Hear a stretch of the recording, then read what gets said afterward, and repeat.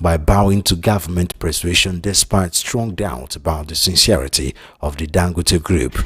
He stressed that the industrial action was rooted in the fundamental right of workers to freedom of association, insisting that members joined the union to secure better welfare and fair pay. According to him, Pangerson remained unsatisfied with aspects of the communique signed under the supervision of the Ministry of Labour, warning that the union's patience should not be mistaken for weakness. Meanwhile, the Nigerian National Petroleum Company Limited (NNPCL) Group Chief Executive Officer Bashir Ojulari has lamented the crude and gas production losses resulting from the 3-day strike carried out by the Petroleum and Natural Gas Senior Staff Association of Nigeria (PENGASN).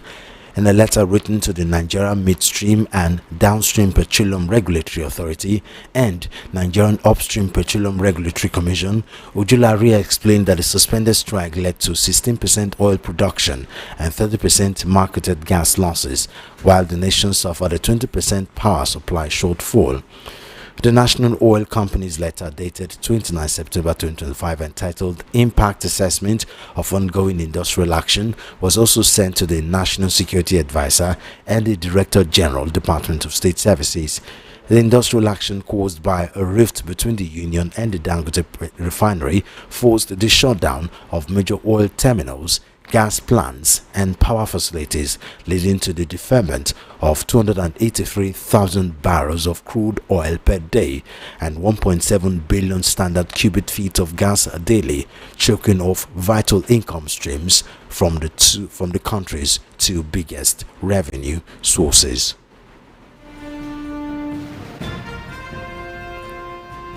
Barring any last-minute change, the Senior Staff Association of Nigerian Universities (SANU) has threatened to commence indefinite strike on October 6 after the end of its 2-week extension of ultimatum to the government over the abandonment of negotiation and renegotiation of the 2009 agreement. SANU expressed deep concern over what it described as the federal government's persistent disregard of Memoranda of Understanding (MOUs), Memoranda of Action (MOAs), and other duly negotiated collective bargaining agreements entered into by the two parties. The union reiterated that such agreements, reached through structured dialogue and mutual consent, are binding and must be honored in full, warning that if the pattern of neglect continued, the union will have no choice but to explore all lawful and appropriate avenues to compel compliance. SANU, in a communique, frowned at the inequitable and negligible allocation of the 50 billion naira earned allowance, wherein only 20%, which amounts to 10 billion naira, was allotted to the 3 non-teaching unions: SANU, the Non-Academic Staff Union of Educational Associated Institutions (NASU), and the National Association of Academic Technologists (NAT), as against the 50 billion naira agreed upon.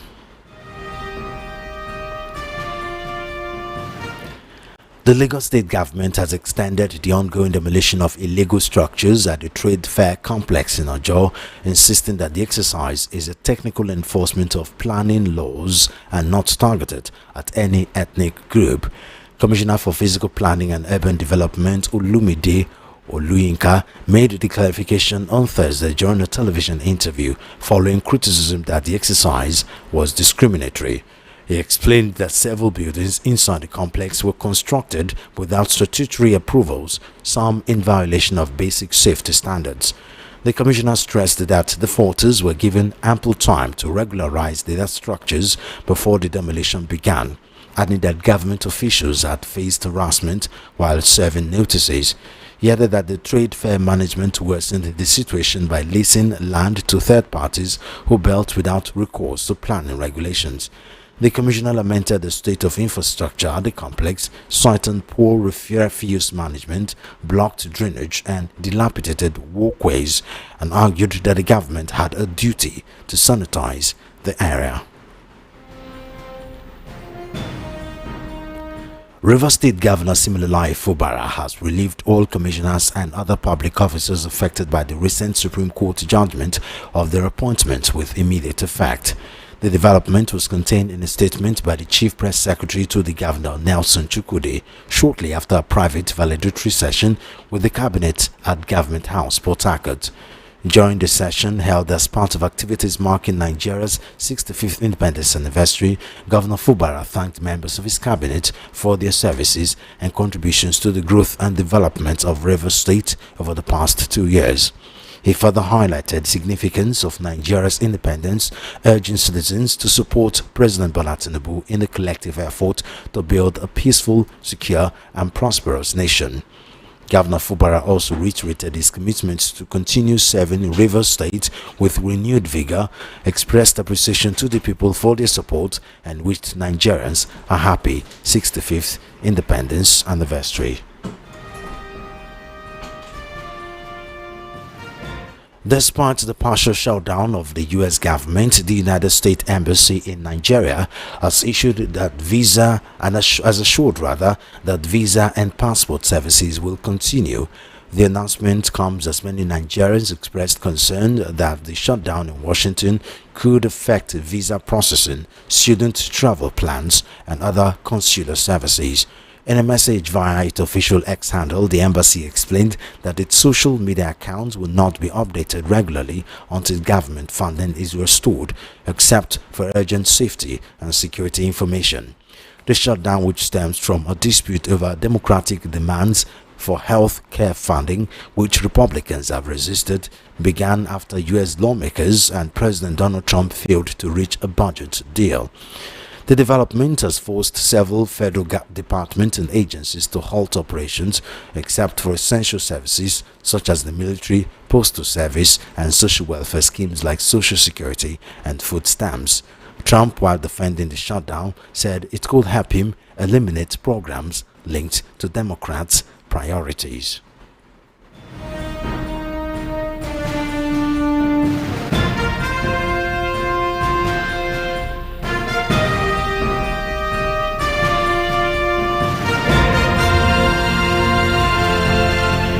If you're just tuning in, this is the World News at 12 on Voice of the People 90.3 FM. For a quick look at what's happening outside Nigeria, mass layoffs of U.S. federal workers will begin within 2 days, with the White House says, as lawmakers trade blame over the first government shutdown in almost 7 years. The shutdown began after Republicans and Democrats in Congress failed to agree a new spending plan before the midnight deadline. There is little sign that either side is willing to compromise, and a vote to end the shutdown failed just hours before it began. The Senate has since adjourned, raising fears that the shutdown could drag on and threaten hundreds of thousands of jobs, as well as risk costing the U.S. economy billions in lost output. At the White House briefing, Vice President J.D. Vance made a rare appearance alongside Press Secretary Caroline Leavitt and accused the Democrats of playing political games with the shutdown. It has been a bitter blame game between both parties, with top Senate Democrat Chuck Schumer early accusing Republicans of trying to bully Democrats into accepting their funding plan.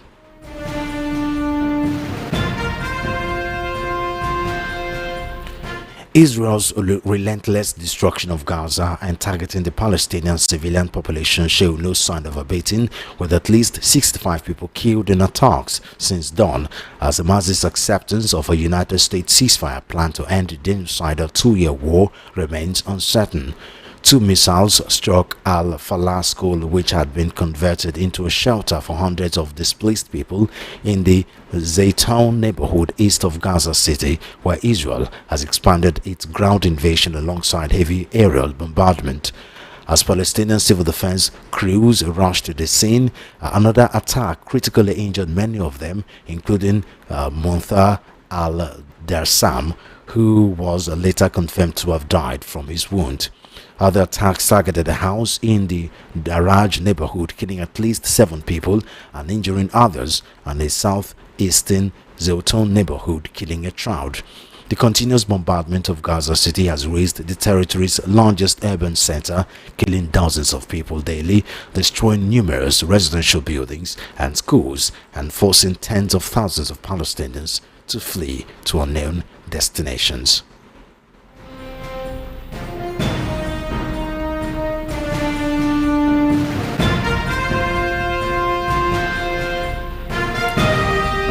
And now to sports news. One of FIFA's vice president has insisted that US President Donald Trump cannot decide which cities host the games in the 2026 World Cup. Victor Montagliani, who is also president of CONCACAF, was speaking at the conference in London after Trump suggested he would move games away from cities he thought could be even a little dangerous for the World Cup. Montagliani made the comment to an audience at the summit, part of Leaders Week London. The Canadian was clear in his message to the White House. They have no jurisdiction over which city will host the games in the 2026 World Cup. Quote, "It's FIFA's tournament, FIFA's jurisdiction. FIFA makes those decisions," he said. "With all due respect to current world leaders, football is bigger than them, and football will survive their regime and their government and their slogans." The 2026 World Cup will be hosted jointly between Canada, the US and Mexico. The Trump administration has pursued a number of policies which could cause issues for football's governing body.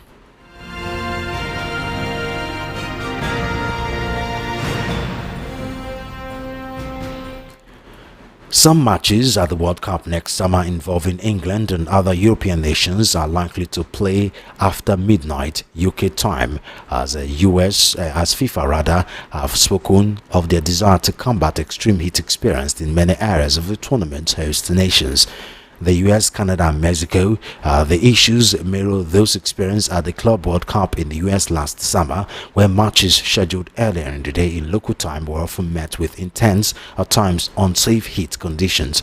The matter was addressed during the latest conference in Twickenham, where the Club World Cup and its major lessons were discussed. While the kickoff times available during the World Cup is likely to vary depending on location, there is an understanding that aligning them with prime-time European TV schedules may not be considered as a priority. Players' welfare have been deemed at risk if 12 o'clock kickoffs become commonplace in the tournament, with only 5 of the 16 stadiums containing a slide roof which can provide shade for players and fans.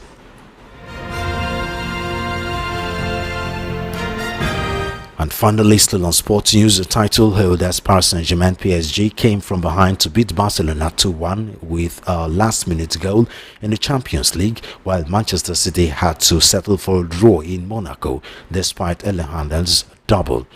Elsewhere, there were comfortable wins for Arsenal and Newcastle United, as Napoli and Borussia Dortmund were among other teams to claim victories on the second match day of the league phase.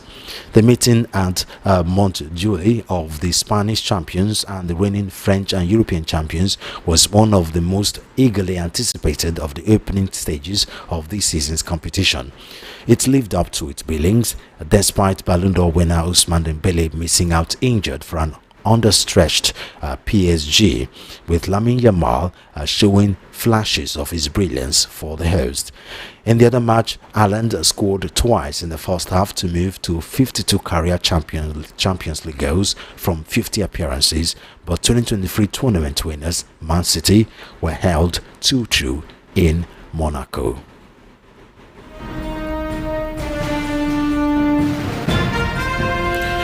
And that's the news, but before we go, here again are our top stories. NEMA confirms over 10 dead, 24 rescued and 42 missing in Kogi boat Mishap. Pengatton suspends strikes against the Dangote refinery after federal government intervention. NNPC laments crude and gas production due to Pengatton strike. SANU and NASU to begin indefinite strike October 6. Lagos defends street-fair demolition denying ethnic targeting. Governor Fubara removes commissioners not screened by Amawele. On our international scene, the White House says mass layoffs imminent with no end to shutdown in sight. And in sports, FIFA insists Trump do not have power to change location of World Cup games. And that's the world news at 12 on Voice of the People 90.3 FM. I am Solomon of FM. Do follow our social media handles at VUP 903 FM. Subscribe to our YouTube channel at VUP 903 FM. Good afternoon and thank you for listening.